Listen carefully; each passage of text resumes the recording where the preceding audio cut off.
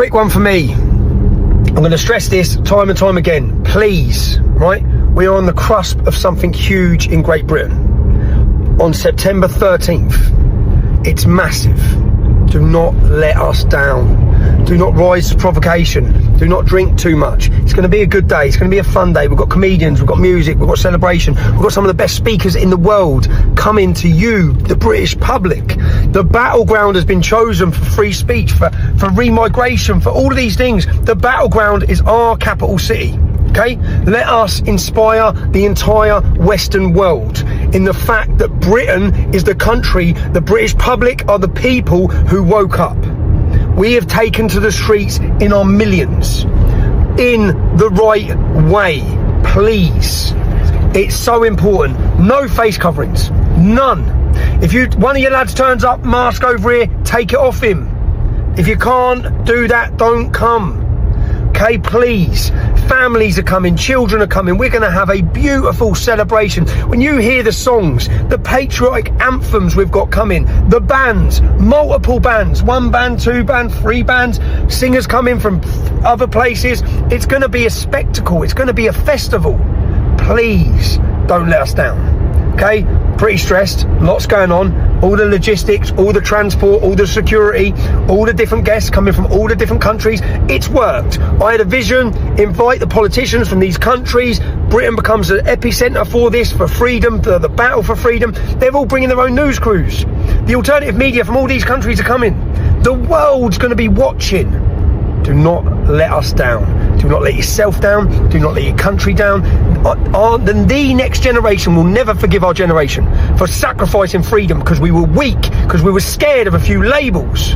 Okay? Change the culture, change the politics. We're already doing it. Come on. September 5th. See you next Saturday. Best behaviour, everyone. This speech by Tommy Robinson is a clear example of populist mobilization designed to turn a political rally into something that feels like a national festival. He repeatedly frames September 13 as a massive turning point for Britain, appealing to pride, duty, and a sense of historical responsibility. The tone is urgent yet celebratory. Robinson stresses discipline. No face coverings, no provocation, no heavy drinking, while promising entertainment with comedians, music, patriotic songs, and international speakers. What stands out is his attempt to elevate the event beyond a protest. By calling it a festival and spectacle, he positions it as a cultural milestone as much as a political one. He also uses international validation, mentioning foreign politicians, alternative media, and news crews to suggest Britain will be at the center of a global movement for freedom and remigration.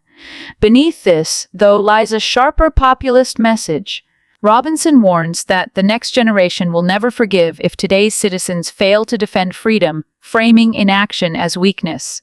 This transforms a one-day event into a moral battle, linking cultural politics, immigration, and national identity. It's a call for unity, but also a challenge to mainstream political and media institutions, reinforcing his identity as an outsider leading a cultural awakening. Chris, it's turning into a nightmare on Downing Street for the Labour Party as the turquoise tidal wave sweeps into Birmingham. What's all the very latest down there in Westminster? Yes, hi Martin, welcome back to Downing Street. Yeah, I started the day having breakfast in Birmingham, had lunch in Downing Street and probably tea and supper too, because it's all eyes are back on number 10 Downing Street. I can confirm that Ian Murray, the Scottish Secretary, has left the government. He's put a statement out on his social feed. We don't know if he was sacked, because we do know that Lucy Powell, the leader of the House of Commons, she's been sacked within the past hour. But Ian Murray, it says here, is hugely disappointed to be leaving the government with so much done and so much more to do. He looked forward to spending more time with his family, of course, and a huge thanks to his junior team. So the fact he's hugely disappointed to leave the government suggests he may have been sacked, but again, I don't know if that's the case. I've texted him to ask him.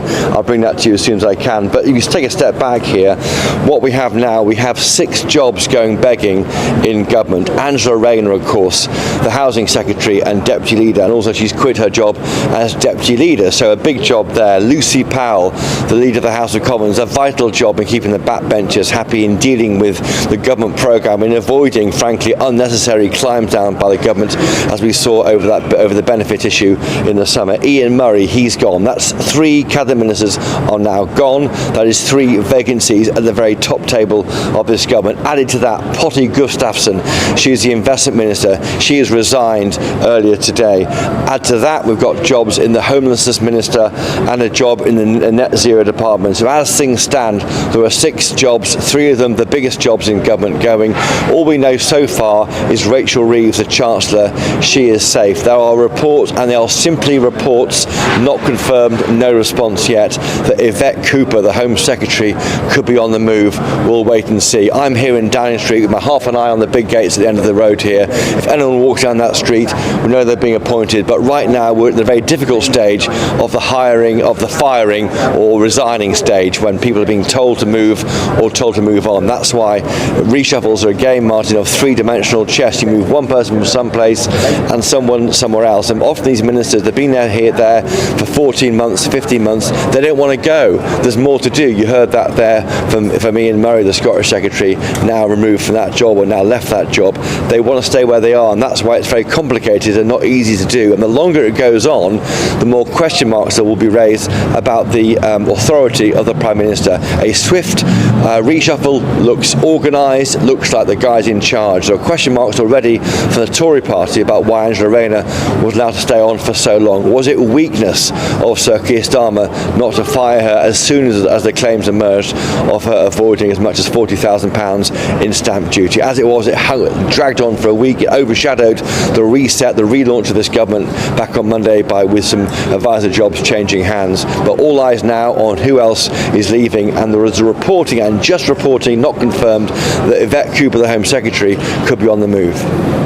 Chap News political editor Christopher Hope's report from Downing Street highlights a moment of serious instability for the Labour government. The sudden resignation of Scottish Secretary Ian Murray signals internal fractures that could undermine Keir Starmer's authority at a critical time. Murray, a senior Scottish Labour figure stepping down, is not just about one portfolio. It risks reopening the sensitive fault lines between Westminster and Scotland, where Labour is struggling to rebuild influence. At the same time, the swirling rumors that Yvette Cooper may be on the verge of losing her job as Home Secretary add fuel to speculation of a wider cabinet shakeup. If true, it would suggest Starmer is facing immense pressure to reassert control by sacrificing key figures.